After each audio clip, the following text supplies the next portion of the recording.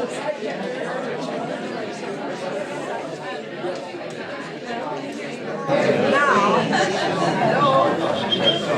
your chair. Hello. I just want to say before I say anything else that turn off your cell phones, because you can always talk to Anne Louise later on. So I want to welcome you to the Friday Night Lecture Series, and it's sponsored by the Scandinavian Heritage Foundation and the department. Here's one. In the Department of World Languages here at PSU. Tonight's speaker is Marie Jensen. She's someone who has one foot in the US and now the other foot solidly planted in Tromsø, Norway, way above the Arctic Circle. Ellen grew up in Minnesota, in Minneapolis, Minnesota, but decided to move back to Norway, to Sápmi, to continue her education and research to renew her connection to her father's Sami ancestral heritage. Ellen has 2 master's degrees, one in Indigenous Studies and one in Culture and Literature, with focus on Indigenous, minority, and women's literature. She's currently in a PhD program at the University of Tromsø, Norway. Furthermore, she has written a book called We Stop Forgetting, which is right here, and which she's basing her speech tonight. She has a long list of publications on Sami culture and history, and has given numerous presentations on these subjects. As a matter of fact, she had gave 2 presentations here in Northwest this week, one at the Paulsbo Historical Society and another one at Pacific University, and now she's here at PSU to delight us with her presentation, We Stop Forgetting. So let's welcome Ellen.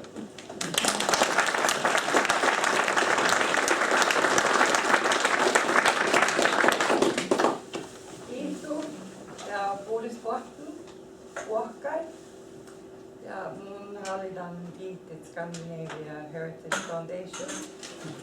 Could you speak up a little bit? Yeah. That was Sámi. I said, welcome to this place, everyone. And I'd like to thank the Scandinavian Heritage Foundation for the invitation. And I'd also like to extend a hearty greeting to my Sámi American brothers and sisters who are in the audience today, and dear friends. And yes, for showing their support and solidarity. Everywhere I go to speak, I have people in the audience who are here to support me, who are part of my sort of global Sámi community. So I'd just like to start by introducing myself a little bit more. It's not quite accurate that I'm a PhD student at the University of Tromsø. I live in Tromsø, but my PhD program is in Finland. It's at the University of Lapland and Rovaniemi, but I commute. We'll just say it's a commute program.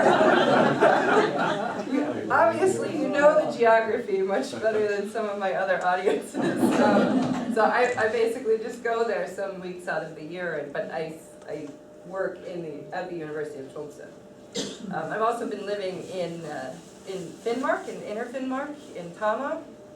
I was working there as an English teacher for 2 years in the Sámi school. But I would also like to talk a little bit about the motivation for writing the book. I do live in Tromsø.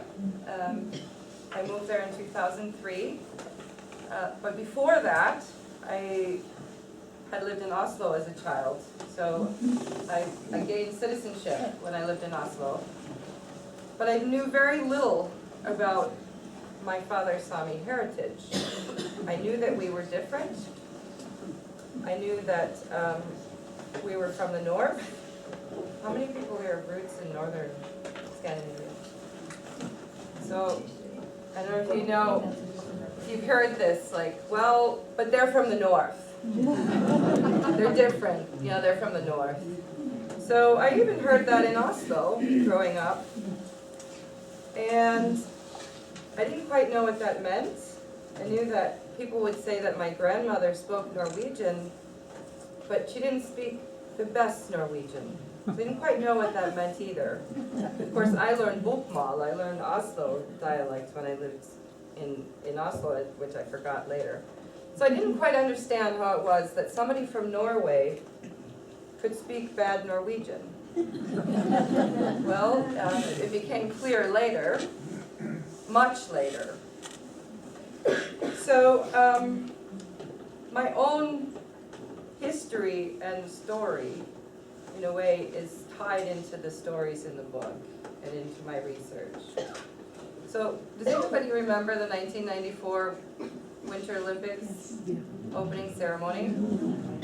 Where was it? Lillehammer. So my father had been there, and he came back to Minneapolis, and he had a VHS tape. I think most people in the audience remember what those look like, although some of the younger generation here might not. Do you remember? Yeah. Do you? They're still around. Some people still have VHS. Well, we have a VHS tape of the opening ceremony, which my father had been at. And there was some people that came onto the stage, and they were standing in a circle, and they had reindeer. And they were wearing outfits that looked sort of like the one I'm wearing, but in wool and fur. And they were singing in a way that was clearly not Norwegian. And so I turned to my father and I said, "Who are these people?" And he said, "Well, they're Sámi, we're Sámi." So that began my journey to where I am today. But even after he said this, it became even more clear, because I became quite interested. You could almost say I went through an obsession period for a few years where I had to find out anything I could about this people that I came from, that I knew so little about. I mean, I'd heard the term Laplander. I didn't know what it meant.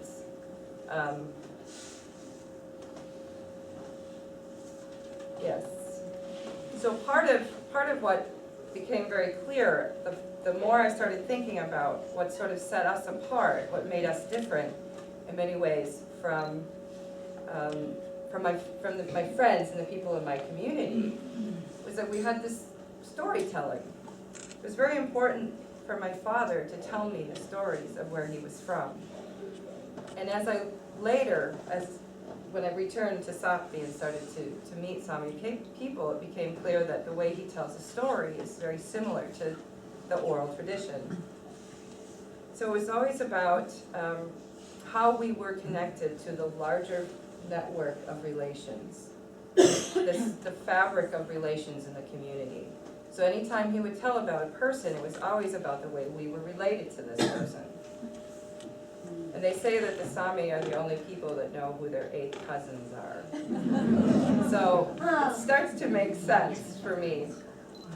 And then when I went there, the other thing about the stories that really set them apart in a way that started to make sense to me later when I visited and learned very much about my Sami heritage, was that he always talked about the landscape and about what time of year it was.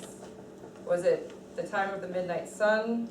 Was it the dark period? And also about the movement on the fjord. They always sort of framed the story, so the natural landscape was always important. So I started to realize that my Norway, growing up, was not necessarily the Norway with Norwegian flags and bunad. We ate lefse occasionally. Never had lutefisk. And Viking ships, that wasn't what I thought of as my home growing up. Because the stories always had this Arctic, it ignited my imagination of the Arctic. The other thing that was important when you have sort of elders from Finnmark is that very many stories are about the war and the evacuation. So my first memories of my father, I was 4 years old, and he told me about the evacuation when he was 4 years old. So there's sort of this continuity in these narratives, right? So my home was Finnmark. My Norway was Finnmark. And especially the fjords where my father grew up. Lakosvuonnas, Aksuonna. So the title of my presentation is We Stopped Forgetting, Stories from Sámi Americans. But in a way, it was also, I stopped forgetting my family the more that we started to talk about what this was, because assimilation relies very much on forgetting, right? Which I think is also the case with many immigrant communities. You kind of have to forget part of who you are to integrate into the new place, right? So finally, the last thing I'd like to say that's a little autobiographical is that while I stand here and I'm speaking English, I don't stop being Sámi when I'm in America, and I don't stop being American when I'm over there. I speak as a whole person. I don't like to talk about percentages. I speak with multiple cultures.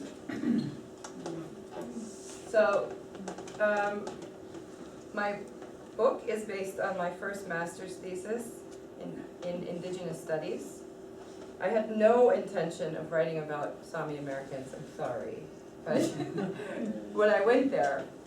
But I was encouraged by scholars in Tromsø and by Sámi people. We said, we really want to know, what is it about this community? Who are these people that left? What are they like today? I said, okay, I'll write about it. But then I realized, as I started to talk to Sámi Americans, as I started to do the research, that I actually owed people in the community a lot for my own self-development. That I had talked to people in the Sámi American community back in 1994 and 95 when I was trying to figure out what this all meant. So in a way I felt an obligation to the community. So in a way I sort of returned to that time when I was speaking to people, talking to people in the community, and I didn't do the kind of research where you come with a microphone in hand and you ask questions and you're looking for validity, right? It's just about sharing stories, and I think you actually learn more about a person's life if you're going to write a person's life story just by sharing stories together, right? So you draw on memory together to make sense of the past, and you find out that actually so many of the things that you thought you were the only one that had experience, actually this is a common experience, right? So people talked about the ways that they came to understand or discover that they had Sámi heritage. So all of the people in the book have a grandparent that came from a Sámi community in Sápmi. I also write about the woman that's on the cover. She came through Ellis Island sometime between 1905 and 1920. There's a lot of theories about who she is, but there's two families that claim it's their relative. But what interested me was that her photo is it's so prominently placed. Who's been to the Museum of Immigration at Ellis Island? So I visited there on my way to Finnmark. When I was going to Norway to go to Finnmark for the first time, we stopped in New York and I happened to see this photo. And I was absolutely breathtaken. It was that this huge photo of this Sámi immigrant woman was there. And she has a very compelling look on her face. So the research that I've done deals more with how her photo came to be there. Because we don't actually know who she is. So you never want to give away everything that's in your book. Then people won't buy it. So I'm only going to tell you about one, maybe two people. And the reason I'm going to focus on the one person, because he passed away before the book came out. His name is David. So in a way, it's to memorialize him. He was an artist, and in a way, I think, because all of the stories deal with how people not only talk about having an identity, not only talk about their Sami ancestry, but what they do with it. So David was an artist. But I think I should say a little bit more about what is a Sami American.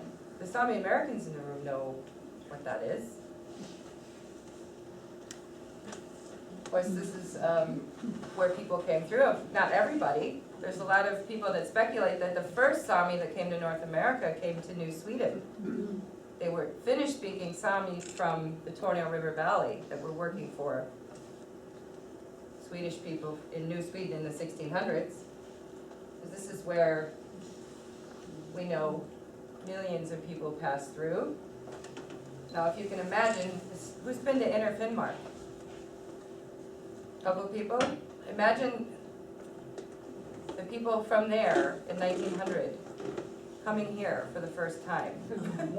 This would be quite a culture shock. Well, actually, anywhere from the north. If you think about it, I was in very small communities. My father's hometown is 700 people. So to enter a place like this, I think there were some particular reasons, some particular struggles that Sami people might have experienced, because a lot of people didn't even have a majority language. Right? These are two Sami immigrant children. This photo is also in the collection. That the photo of the woman, Alexis Sherman, not Sherman Alexi. Two very different people. We don't know who they are either. We know they're Southern Sami. They're from a Southern Sami community based on their dress. So. We know, as I said, maybe the first came in the 1600s. The people that came to the UP, the Upper Peninsula of Michigan, came, the first immigrants came in the 1860s. So they didn't come through Ellis Island, they came through Thunder Bay. But the majority of first generation immigrants came right through Ellis Island, like Norwegians, Swedes, and Finns. And of course, immigration declined a lot before World War II. Most Sami immigrants came alone. They came with a few family members. There were very few that came in large groups. There was one group that came that settled in Alaska. If you're familiar with that story, it's a pretty exciting story that this group of reindeer herders came with a herd of reindeer through New York City, got onto a train, went all the way across the continent, and then took a boat up to Alaska. They've got a lot of media attention, and they still continue to get a lot of attention because it's a very exciting story. But there's other stories. So one of the people in the book is an Alaskan Sami descendant. Some of the areas where people settled, we know there's lots of people around here, right, who have Sami heritage. So I focused on the areas in my research where I knew there were a lot of people with Sami heritage. So I was here in this area in 2004, and especially in this Puget Sound area in Hallsbo. I also interviewed people in Oregon. Yeah, I was in Seattle too. And of course, there's a lot of people in the Midwest. There's an area in Minnesota called the Finnish Triangle. I know at least one of my friends in the audience has roots there. With her cousins. Oh yeah, and the guests, right? We know that a lot of the people who settled there were also either Sami or of Sami heritage. And then of course the Upper Peninsula, huge population, right? The immigrants call it Amerikan Lappi, American Lapland.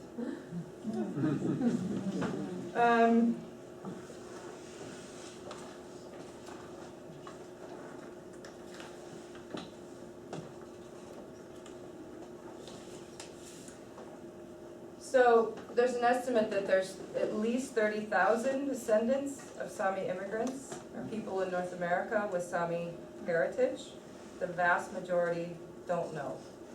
The vast majority believe that they're Norwegian, Finnish, Swedish. Some of them maybe don't even know much about that, right? So a lot of that has to do with, well, there's multiple reasons, which I talk about in the book, but they were, upon entering the US, given the national identity. So if they came from a port in Norway, they were stamped as Norwegian in the record, so in the official record. And their names could be changed, right? We know about this. People's names are changed. There's some very interesting stories about how, which came through in my research as well, how after about 1905, they were supposed to be able to answer 3 questions at Ellis Island. What is your name? Where did you come from? And who's the president? So families would write to their relatives who were going to be moving over, and they would say, remember the answers to these questions. Here's the question, here's the answer. But sometimes the agent who was processing would ask it in the wrong order. So there's a family in the UP whose last name is Roosevelt. They're from Finland. So these things happen. And I've seen records with the name Tromsø. That's Tromsø in Sámi. So obviously they had asked these immigrants, where did you come from? And they said in Sámi, Tromsø. So they wrote that as their last name. It's also an Italian name, but I know that they were Sámi because I asked them, where do you think this name came from? And they said, it's Norwegian. So, I want to check into that. So why wasn't it talked about? Well, a lot of people in the community have talked about shame, and that's definitely a part of it. There was a very harsh assimilation policy in Norway. I speak as a Norwegian Sami. I'm registered to vote as a Norwegian Sami, so I know that experience very well. So I think that's part of it, of course. I mean, the Norwegian government was, people were forced to speak Norwegian. They had to give up their visible signs of Sami belonging. This is my own family's experience. But I don't like to overemphasize that, because I think it is an aspect, and that is part of the reason why some people didn't talk to their descendants or tell them that they were Sami, but there's other reasons. For some people, maybe just, it didn't matter anymore. They were going to be American. That was kind of a typical experience. But that's part of it, the idea of shame and fear. That there was oftentimes, it's been reported from many sort of elders in communities where there's concentrations of Sami immigrants, that they were in fact discriminated against by their neighbors, although some had very positive relationships. So we don't want to overemphasize, we don't want to overgeneralize about this history, because when you think about the Sami people came from 4 different countries. Of course, not very many came from Russia. They came to the US. But they have very different experiences in each nation state, in each community. So what they brought with them, you can say that we have this collective history, but there's also some very unique histories within communities and individual families. I prefer to talk about survival and the ways that there was continuity. I don't believe there's such thing as complete assimilation. I think that anytime you get together, I mean, even in a Scandinavian festival, for example, you can still see with 3rd-generation immigrants that, well, they seem Norwegian, right? The Finns might say that about, they seem Norwegian, right? I mean, so obviously there's some continuity. It's the same with Sami immigrants, right? So what is a definition of a Sami American? So I worked through this with other people I consulted. because I don't want to say what one is. I let others try to, say for themselves. So I came up with this with several people. This is also from the Sami Seed of North America blog.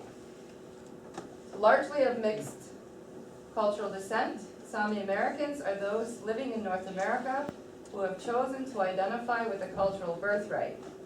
They seek to gain further knowledge about their Sami cultural heritage, to build community, and to make meaningful connections to both historical and contemporary Sápmi in their lives. The vast majority of Americans with Sami ancestry are unaware of their indigenous heritage, and those who are aware will likely never travel to Sápmi. Thus, images, poetry, and literature are important for understanding their Sami heritage, including yoik. I think yoik is very important. It's a Sami traditional way of singing. Every single person I talked to had some kind of important connection to yoik. So all of the stories, so they reflect on it in some way. I can say more about what yoik is later. So this is David. One of the things that I wanted to also point out is that he's Native American. That's a Native American headdress, right? So you weren't expecting that because you were thinking he was going to be wearing a Four Winds hat, right? He says, I'm Sami, Cheyenne, and Cree Indian, French and Finnish, and 100% of all of them.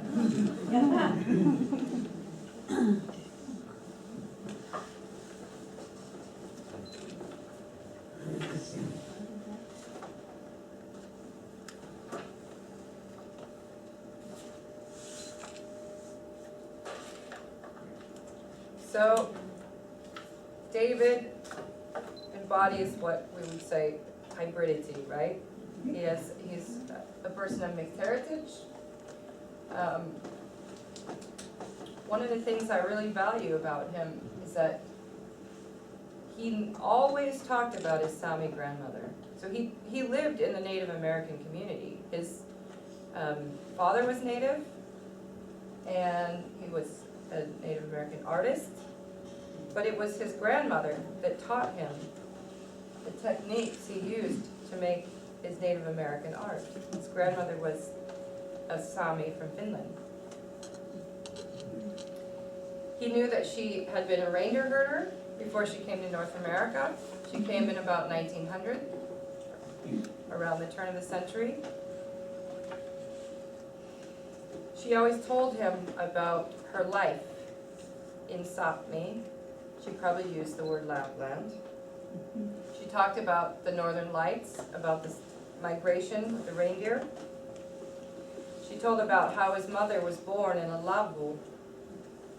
What is a lavu? Yeah, Sami tent.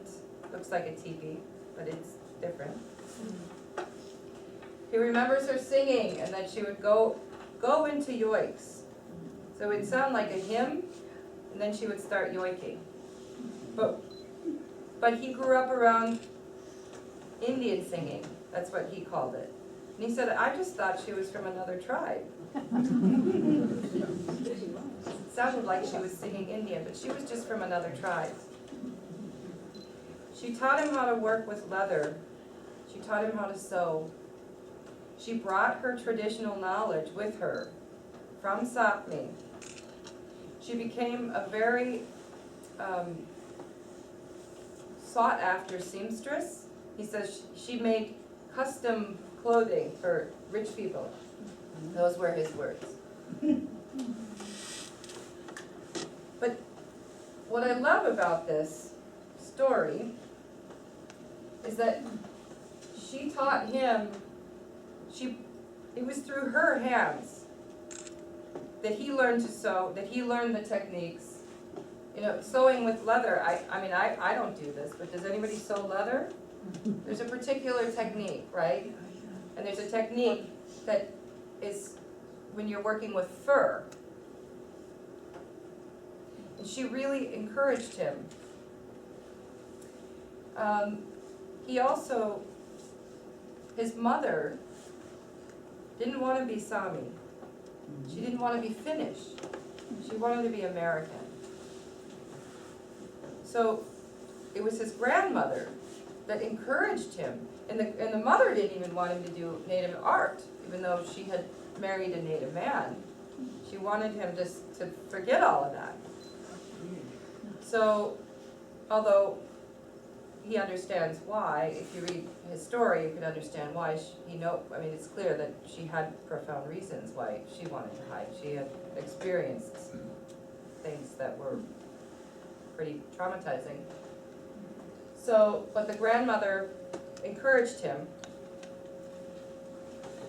So his work, he's made at least 225 pieces. They're on display in various places in North America, including the Smithsonian. He's had pieces in the Smithsonian. And every time he's presented his work, he mentioned his Sámi grandmother. Especially in contexts where it was not easy to do so. Because you can see, you saw, he's light skinned. And so people maybe would question his identity. But he would say, well, my grandfather was a Finn and my grandmother was a Sámi. And he would tell, but she's like you, that's my people, she's like you. So this is one of the things that he writes, and this was in a, it actually said lab, but this was in the 1980s. I don't think he probably even heard the word Sámi. At that time people were still saying in North America lab. So David Quiet's feathered headdresses are multi-sensational creations which speak to the body, mind, and spirit of the viewer. Their forms call to mind the bold courage, pride, and grace of plains and woodlands Indian traditions, but they are contemporary as modern sculptures, like mobiles made of feathers, beadwork, shells, and bells. I do not make replicas of dead Indians' hats, says Klein. I am doing what artists of every culture do. I put my dreams and visions into visual form for others to see. Klein is a Minneapolis artist of Cheyenne, Cree, Sámi, and Finnish ancestry. So this was in 1984, before there was a movement amongst Sámi Americans to sort of talk about and bring to light that there was even people in North America that had Sámi heritage. So he was doing this long before there was even a community. That's one piece. Here's another one, Earth's Shield.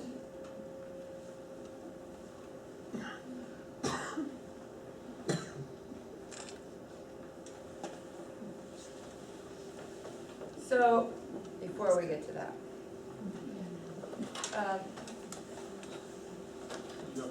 Okay. So, another one of the stories in the book is, there's another artist. His name is Kurt Seberg. Has anybody seen this Sámi spirit calendars? Okay. I knew you three had it. So the Sebergs, I'm trying to show here, four generations, you don't see all four, right? So these two are brothers. Their stories are also in the book. But I'm going to tell mostly about Kurt because he's an artist, and I was going to focus on art. Their grandmother was a Sámi from Gällivare, from northern Sweden. She came from the community where there was a lot of mining. Do you know where this, you know where Gällivare is? Near Kiruna. It's kind of a tragic story. She and her husband moved to America, and they had 3 children, and then they both died when Albin was 12 years old. So they were orphaned. And Albin, the father of these two, whose stories are in the book, remembered that the grandmother, or his mother, had always read from her Bible. Which I should note something. There's a lot of stereotypes about the Sámi, that they're practice a shamanic religion. In fact, the Sami communities in Norway have the highest church attendance in the country per capita. So the Sami are Christian for the most part. Of course, there are some that wouldn't, that don't identify, just like in any other community. But it's really not true that, I mean, baptisms and confirmations are very important in the Sami community. So his mother used to read from her Bible, and he became a gifted artist later in life.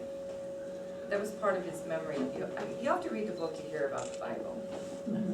It's a very beautiful story. And so he would do his professional art for sale, and then the art that he loved was of the Sami people. So, you know, it was a way for him to sort of stay connected to his family of origin. So that's Albin, that's the father. And then, of course, I've been given permission to stand here and talk about them. I don't really like to pick apart people's lives like this. This is some of Albin's work. One of my favorites.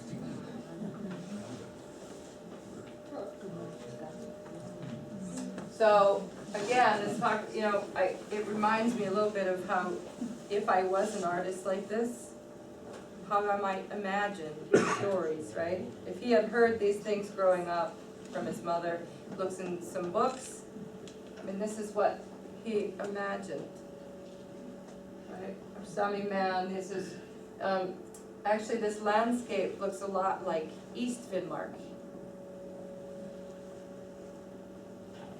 Have you been there?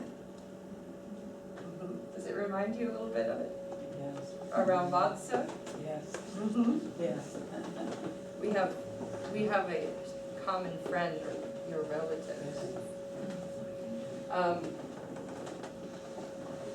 So that's one piece. This is, oh, that means grandmother in Sami. This is the only thing they had besides the Bible from the grandmother. So she was also a craftsperson. She was also an artist, right? And I've consulted with experts, reindeer herders, that know a lot about the tradition, and they said, no, this is right. She knew. She had some kind of connection. She had to know that's how it looked. So it's actually a needlework. Wow. Gorgeous. It's very intricate. This is also Albin Sieber. Wow.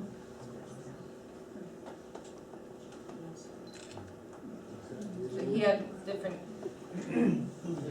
media.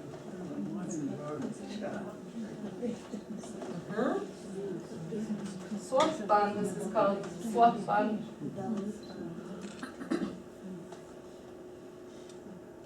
And this is Kurt, the son. I'm really not doing justice to his work. You've got to go to his website and see, because this is a really poor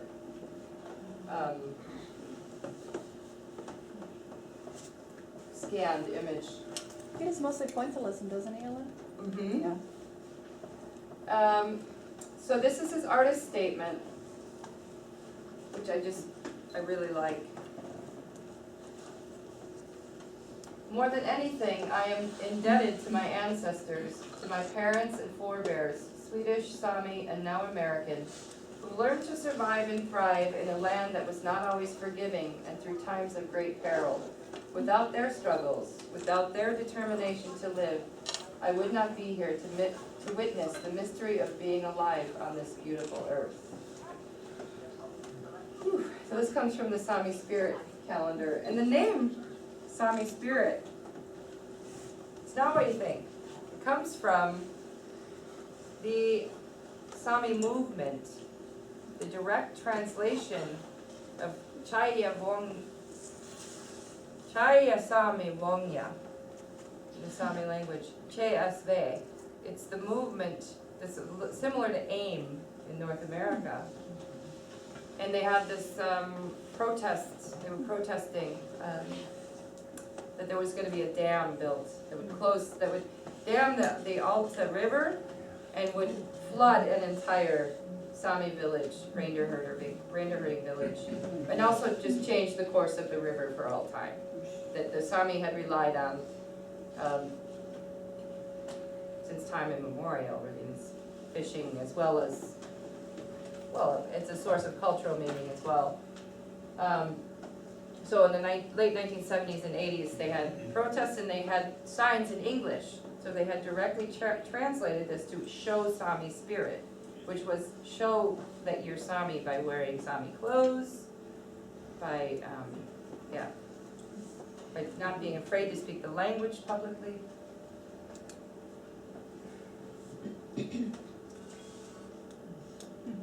That's the cover of my book. Yes. So, before I guess I have time, I want to make a plug for one other product, one other book. I write for a publisher, it's a Sami publisher. You can imagine a Sami-owned and operated publisher who deals mostly in the threatened Sami languages, right? The Sami language that I'm learning, that my grandparents spoke, or great-grandparents spoke, is North Sami. There's 20,000 speakers, but only 5,000 that are literate, who can read well enough that they would buy a book. So when you think about it, that's not easy for a publisher who is trying very hard to both help revitalize the language, but also needs to sell books. So they always have to publish in the majority languages as well, alongside all the Sami. The priority is the threatened language. So my book was the first book that they published that was originally written in English. There's other books that are translated into English, which is great for my father because he does a lot of their translations. But so around the same time, around 1910, that many Sami people were moving to North America alongside Norwegians, Swedes, and Finns.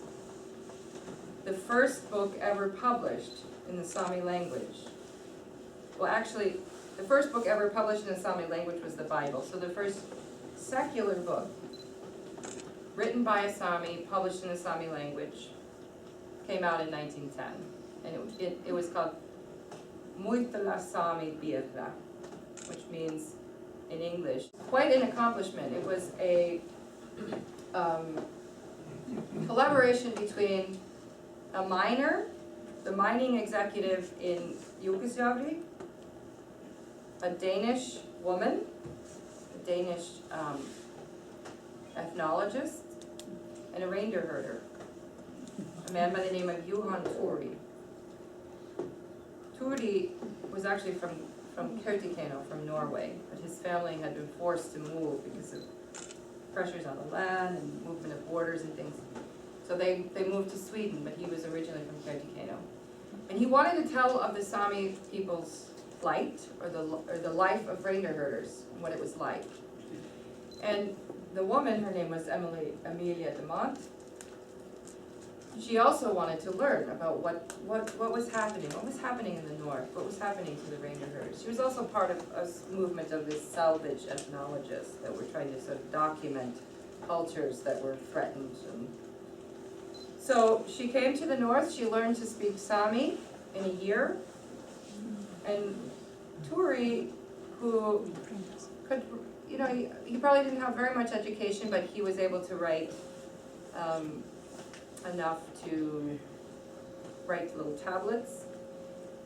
Essentially, they sat in a cabin for a year, and he wrote on little tablets a topic, and each book filled that with the topic he was talking about, which she transcribed as well into Danish, and then very soon they turned it into a publication, and it was published in both Sami and Danish in the year 1910 in the same book, which is really, really unique. I don't think there was another, I mean, that the Sami language gained visibility through this, right? The Europeans bought this book, right? Norwegians, Swedes, and Danes bought the book, and very quickly it was translated into other languages, but not English until 1933. So it was published, it was translated into German, it was very popular in Scandinavia, even Hamsun read it and gave a rave review. And so, when it was finally translated in 1933, then it was published under the title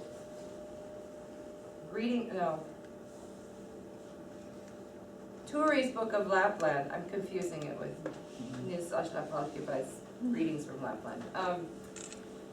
And every generation, a text like this has to be retranslated because the language changes. So there was some kind of strange formulations in that text, and probably in all of the translations. But Turi he's very important to the Sami people, because he's it's almost like some people see this book as the Bible of the Sami culture at that time. What was it like then? So in about 2008, they decided what's going to be a 100-year anniversary of this publication of Turi's book. So they embarked on this huge project where they took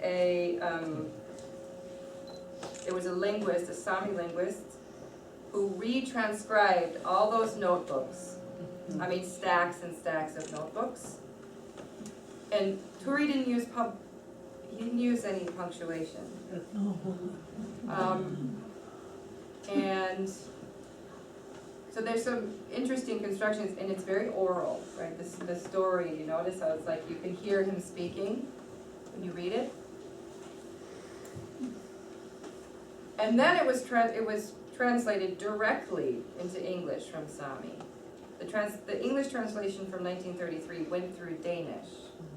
So when you have an intermediary language, you can imagine how much is lost, right? So it went directly from, this version went directly from Sami to English, translated by Professor Tom Dubois from the University of Wisconsin-Madison. Does anybody know who he is? He used to teach at the University of Washington. Okay, yeah, he used to teach at the University of Washington. So the publishers, they really wanted to do justice to the importance, the value of this text to the Sami people, and actually, because one of the things that Turi said was, I have to be careful what I say, because people around the whole world are going to read this. So he had some foresight that perhaps this would actually have meaning 100 years from now. So they wanted to also include what you could say is a secondary narrative, which is all his artwork. So they included all of these drawings that he also made, that he really used to sort of complement the story he was telling. And there's many in here that have never been published before. They're included, they were also in the archive. The archive had been in Sweden. Here's something that's like, I think I was looking at this thinking, huh, interesting.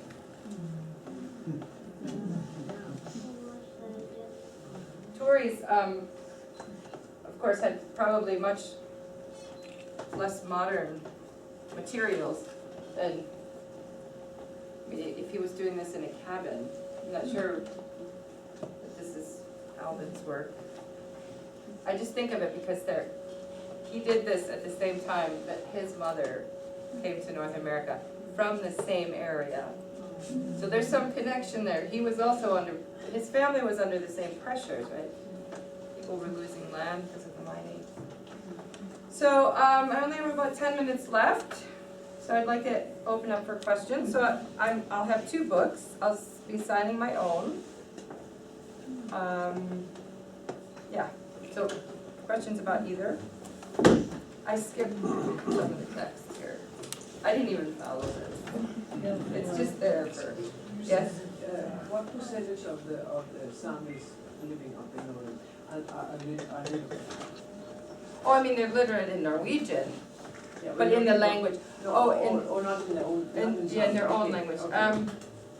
In the North Sami, there's probably 20,000 who speak or have passive, they can understand, Yeah, and probably 5,000 that can read and write.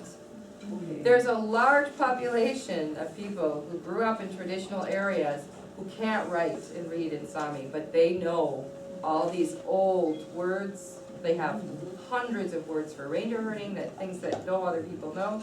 But because the Language Act didn't come into effect until the 1960s, where they were then given the right to learn everything in the Sami language. So they had to learn Norwegian in school, but they had all this other knowledge on the side. So they have yeah. Okay, that was, I don't remember what, yes? Yeah, thank you for such interesting information. Yes. Do you know anything about, can a person tell if they have Sami heritage by DNA testing? Yeah, there's people who do that. But I think it's important to, I mean, this is just my opinion, but I think it's important that people also have some genealogy or knowledge of a place where their ancestors came from. Because, and that's in keeping in many ways with the Sami parliaments, because the idea of Sami belonging doesn't have to do with blood, it has to do with language. So in the Sami parliaments, it's if you had an ancestor that spoke the language, that's what determines Sami belonging. So the reason why I can vote is because I have ancestors that spoke Sami. If I learned Sami, even if I maybe didn't have Sami blood, but I spoke the language and spoke it at home, I could actually register to vote in the parliament, whether I have a heritage or not. It's about the language. Yes? The Sami people are pretty well concentrated in northern Finland, Norway, and Sweden, right? Mm-hmm. Is there any movement to have a nation of their own? No. They're This is content a to be cultural, citizens, it's a right? cultural flag, and but there's probably a few people that might say that, but I don't think it isn't in keeping with sort of like indigenous people's traditional philosophies to have that kind of border, you know? But no, and I mean, some people talk about it, of course people want some like semi-sovereignty. The county of Finnmark has a level of sovereignty that the rest of the provinces of Norway don't have, based on Sami rights. It has sort of provincial sovereignty, but there isn't a movement for that. There might be people that say that, but it's not. We wouldn't be indigenous people anymore if we did that. Then we would be a European nation state, and I don't think, and most Sami people don't want that. How many Samis are there in Russia? Less than 2,000. I see. Many of them were forcibly moved into Finland. Oh, I see. Yeah. Okay. I was reading today that in Greenland, they did do DNA Mm. testing, and they've done it also in Norway, and there is a good match. Oh, between the Greenlandic, Between the yeah. two people, yeah. Well, I think, and the thing with DNA is that, you know, it is interesting, and one of the things that we can sort of also see both with the language and through DNA is that we share some kind of connection with the North African Berber. They're non-Arab, they're the indigenous people of North Africa. Like many of them are fair complected. My boyfriend's from North Africa, so I know a lot about the region. But that's on the male side, and also with the Basque. So one of the problems with DNA is that you can do a DNA test, and it can come up to say you're Sami when actually you're Basque, because there's this similar, right? It means you could have one of 20,000 ancestors who has that. So it's not that revealing when you when you think about the larger the issue of like where your family came from. So if you know that your family came from a certain area and then it says that you were, has anybody seen the film Suddenly Sámi? Yeah, it's kind of, I mean, then you see like she knows her family's from this, then she gets the DNA, she goes back to her family. We have Sámi DNA, like this shows. But I think it's one of the tools in the toolbox. It's not the one, because sometimes you can have people who have absolutely no connection whatsoever to the Sámi people historically, and it just says they have Sámi DNA. I don't think a lot of indigenous people want to open the doors to that kind of politics, yeah. Yes? My Sami grandparents came from Hammerfest Uh-huh. in about 1904. Is there anything you can share about that? Well, actually, there's some really great, there's a great book. Do you read Norwegian? I wish I did. Okay, because I was recently looking in the, I found this wonderful text. It's called the Alta Historia, but Alta's history, but it includes, you know, a lot of West Finnmark. So it has all these names from people that were leaving, like all kinds of, just last names, but there would be whole families, and it's really interesting. We don't, I think he even found out where some of the families ended up. But where did they settle here? Portland. Okay, but you know that they identified as Sami? Absolutely. Yeah, because Hammerfest, it's a lot like where my father's from, because it's located in a certain place. It's, they would say it's really assimilated, that a lot of the people have the Sami heritage. They don't necessarily claim it today, but it's changing. But I think, you know, West Finnmark also had a lot of mining, so there was a lot of pressure. So where my family was from as well, I mean, my father came here in 1965, that didn't have anything, he moved here to marry my mother, and he's still a Norwegian citizen. But there were lots of people from West Finnmark who had to leave, and I think some of it is because there were this mining industry, and lots of people moved from both Finland and southern Norway into those areas. So there was a lot of pressure. So you know, it could have something to do with that. 1904, they say between 1900 and 1920 was the most severe period of assimilation. The policy was the harshest. It's when when the church stopped having much control over the schools. So it was particularly harsh and directed at children in particular. So that period was really hard during the Norwegianization policy. But we can talk more out there, yeah? Yes? I hope I have this right, but it's my understanding that some Norwegian countries, I think Norway, perhaps others, but I think Norway, because, as you're alluding to, the market, let's say, of Norwegian readers is so small, and it would be obviously even more acute for Sami literature, will provide financial support for the publication to hold some level of literary culture. Yeah. Do they provide some support in that regard for Sami literature? Yeah. And it goes through the Sami parliament. So the Norwegian Sami parliament has responsibility for sort of cultural issues around the culture. They don't have the rights to sort of decide over land, although they do have consultation roles, but they are given a budget, and then the Sami parliament decides where the budget priorities are. Of course, it's highly controversial where the money ends up.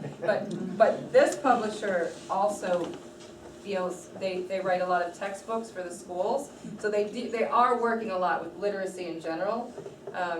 So they're writing textbooks for all subjects that are taught in Sami language, in which actually all subjects are taught in the Sami language, including math. So it's, you know, it's quite an undertaking. So they're, of course, the parliament does give them money for that, just like any other educational institution gets a budget for printed material. But it's never enough. You know, I mean, they want, of course, most publishers, that you don't want to be, and I don't think any publisher wants to be overly dependent on a government source. They want to sell books, right, so that they can use the money. generate their own income. And once you get too dependent on a source like that, you're really in trouble, right? Because it can disappear. Then you're out of business. Yep. Would you speak a poem or a saying for us in Sami? Oh boy.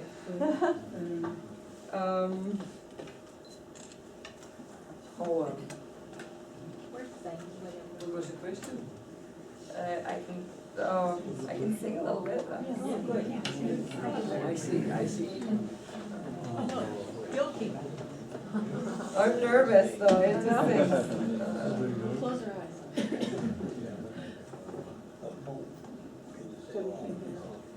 No, I don't dare. No, because I'm being recorded. No, I can edit it out if you like. I wish I had the Tory book. I had sheets of this in Sámi, and then I could have read a passage from it. Let me see if there's a passage in here.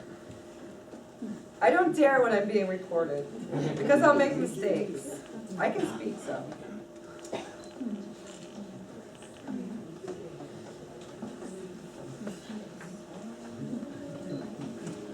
There's a beautiful, You can also sing a song for us. I don't know if I know the words. Maybe later. After a glass of wine.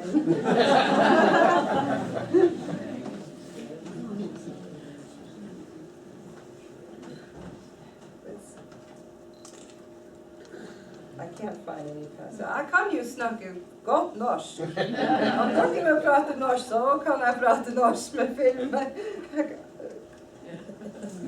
No, I don't dare. It's an issue. Other questions? Where'd you get your shoes? I got them over there. They're called Shoes just kiro. like in the attic. Really? They're called kiro. Well, in the Sami language, they're called biekso. I can say words about my gakti. Is that a good compromise? Yeah. I can talk about my outfit. I can tell you what the things are in the language. We're almost out of time. Okay, so you can get them online. Kiro. They're Sámi. They're Sámi. Why do people? Okay, can everybody see the reason? Does anybody know why the pointed toe? No. To keep the ski on. And why would I have this? Okay, so the shoes are called biekso, and these are called voldagat, the band, skalderband. Why would I have these? What do you think these are for? Sorry. Keep the snow out of your shoes. Right, keep the snow out. In the Sami culture, handicrafts or anything that's made with is supposed to be both beautiful and useful. Practical and aesthetically pleasing. So, she had a question. I'll just finish telling you and then you can be the last question. So, my outfit is called a gakti, and this represents Mumera Sami Bierra, my coastal Sami area. So it's from 3 places in West Finnmark and Northern Tromsø. And this design tells you that I'm from the coast, as well as this. This part, okay, there's a picture of me, I'm not gonna tell you where, but I was saying the same thing, and I pulled my skirt up and everybody could see my slip, and then they caught a photo of me. So the bottom, this part, says precisely where I'm from. Not just that I'm from the coast, but I'm from West Finnmark. Hammerfest would be different though. I can find it. If we have internet access, I can show you. And I had a hat, but it didn't really fit me. It looked kind of funny. But this is a summer style. This is made of silk. I had a wool gakti, and I had a summer book tour, briefly. I had a summer book tour, and I did not want to go. Is anybody who's been to Minnesota? And in July. The mosquitoes are like birds. I can tell you because Yeah. I stayed with her and got eaten alive. Well, but think about wearing a wool coat in Minnesota, which is as hot as the Amazon basin. So that's why I ordered this. And right before my tour, it was 3 weeks before I was gonna leave, and I asked the handicrafter, they're held in very high regard in Sápmi. And I said, oh, I'm desperate, I just realized I only have a wool gakti and I'm going on the tour and I'm representing the publisher and I'm representing the Sami culture, so it's important that we wear our cultural dress. She said, oh, okay, I'll make it, you know, go, just you buy the silk. So she worked night and day to get this done for me, and she said it was so important to her to do it right, to work very hard and make it as beautiful as possible, since I was going to be coming to America and representing the Sami culture. And she was literally finishing the last stitches right before I had to leave for America. I mean, she was like sewing them. So it was quite a tremendous feat. But I think I have to finish now, so, Well, thank you very much for coming. This was so interesting.